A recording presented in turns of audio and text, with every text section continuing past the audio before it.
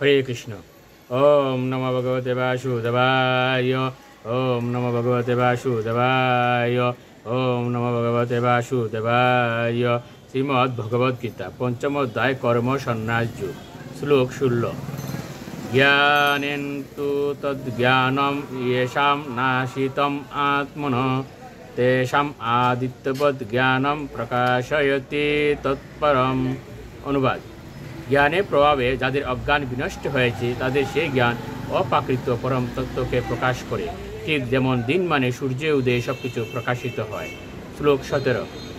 তৎ বুদ্ধয়স্তদা আত্মানো তৎনিষ্ঠাস্তৎপরায়ণাঃ গচ্ছন্তি পুনরাবৃত্তিম জ্ঞান নির্ধূত কল্মষাঃ।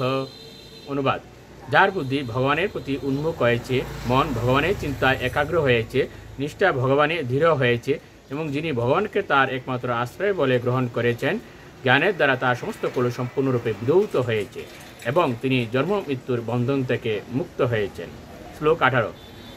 বিদ্যা বিনয় সম্পন্নে ব্রাহ্মণে গোবি হস্তিনী শুনি চৈব সপাকে চ পণ্ডিতাঃ সমদর্শিন।